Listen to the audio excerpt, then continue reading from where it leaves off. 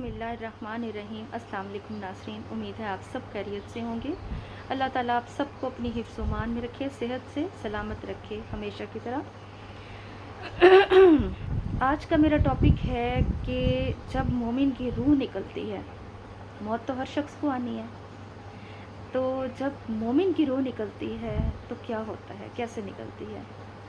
ہمارے نبی پاک صلی اللہ علیہ وسلم نے کچھ اس طرح بتایا کہ جب مومن کی روح نکلتی ہے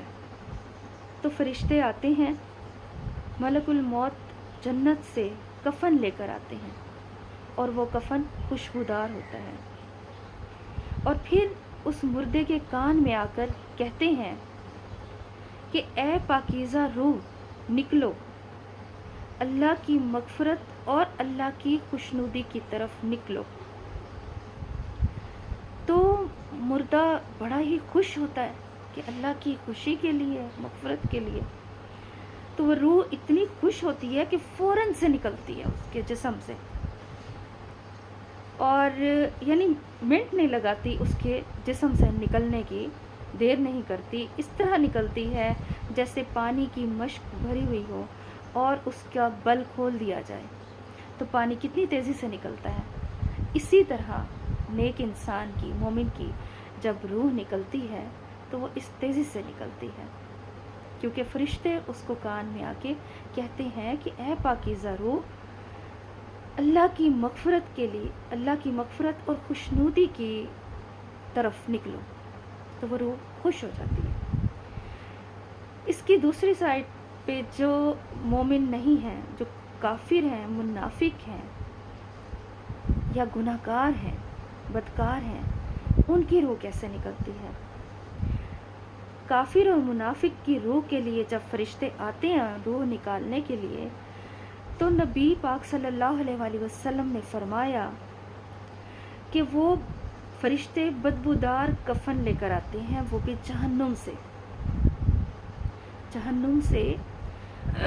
بدبودار کفن لے کر آتے ہیں، اور اس کے کان میں آ کے فرشتہ کہتا ہے کہ اے ناپاک روح، اللہ کی ناراضگی اور غضب کی طرف نکلو، اللہ کی ناراضگی اور غضب کی طرف نکلو۔ تو نبی پاک صلی اللہ علیہ وسلم نے فرمایا کہ روح پھر اس کے جسم میں چھپتی پھرتی ہے۔ روح یہ بات سن کے اس مردے کے جسم میں چھپتی پھرتی ہے، اس کے جسم سے چپکتی پھرتی ہے، نکلتی نہیں ہے آسانی سے۔ تو پھر فرشتے اس کی روح کو کھینچ کھینچ کر باہر نکالتے ہیں، اور اسے جب کھینچ کھینچ کے باہر نکالتے ہیں تو اس کو اتنی اذیت ہوتی ہوگی نا، مردے کو اتنی تکلیف ہوتی ہوگی۔ اللہ تعالیٰ سے دعا کرتے ہیں کہ اللہ تعالیٰ ہمیں اچھے پاکیزہ مومن کی طرح موت آئے، جس سے اللہ کی رضا ہو جس پر، نہ کہ گناہ گاروں اور کافروں کی موت آئے، تاکہ ہماری روح بھی آسانی سے نکل سکے اور ہمیں اس کی اذیت نہ ہو۔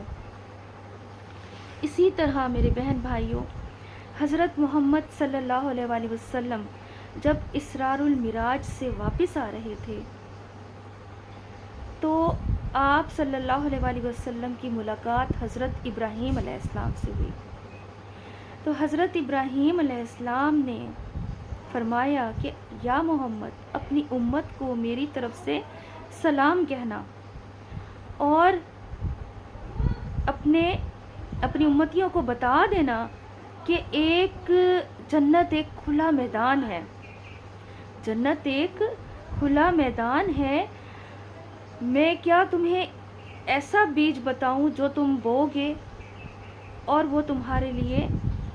بہت فائدہ مند ہوگا؟ یعنی کہ جنت ایک کھلا میدان ہے، کیا تم چاہتے ہو کہ تم اس کو خوبصورت ڈیزائن کرو، اسے بیوٹیفائی کرو، اس کا سجاؤ، اس جنت کو، اس کے میدان کو؟ تو میں تمہیں ایک ایسا بیج بتاتا ہوں جو تمہاری جنت کو خوبصورت بنا دے گا، اور وہ یہ ہے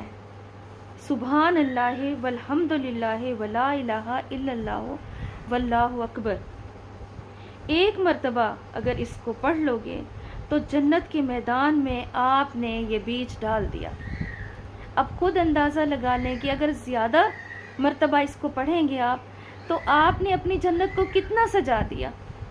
آپ نے اپنی جنت کو، اپنی آخرت کو کتنا سجا دیا کہ جنت تو ہمیں ملے گی لیکن وہ ایک کھلا میدان ہے. یہاں دنیا میں جو نیک عمل کرے گا انسان، وہ اپنی جنت کو اتنا ہی زیادہ سجاتا جائے گا، اتنا ہی خوبصورت بنا لے گا. تو کیونکہ جنت کہتے ہیں نا کہ حسین باغوں میں سے ایک حسین باغ ہے، تو وہ باغ کیسے حسین بنے گا؟ وہ جب ہم اس میں نیکی کا عمل کا بیج بوئیں گے، نیک عمل کا، تو وہ باغ سجتا ہی چلا جائے گا. اب دنیا میں ہمیں موقع ملا ہے، ہم نے جتنا خوبصورت بنانا ہے اپنی جنت کو ہم بنا سکتے ہیں، یہ ہمارے ہاتھ میں ہے. اس کے علاوہ بھی اور بہت سی چھوٹی چھوٹی آیات ہیں جن کو پڑھ کر بہت زیادہ اجر و ثواب کمایا جا سکتا ہے. تو میرے بہن بھائیوں، لیکن یہ جو میں آپ کو آیت بتا رہی ہوں، حضرت ابراہیم علیہ السلام نے شب معراج کی جب تھی، اسراء المعراج سے نبی پاک صلی اللہ علیہ وآلہ وسلم آ رہے تھے، تشریف لا رہے تھے، تو یہ ایک تحفہ دیا انہوں نے کہ اپنی امت کو میرا سلام کہنا اور یہ تحفہ دینا کہ اور انہیں بتانا کہ جنت ایک کھلا میدان ہے، اگر تم اس کا بیج ڈالو گے تو تم اپنی جنت کو سجا لو گے.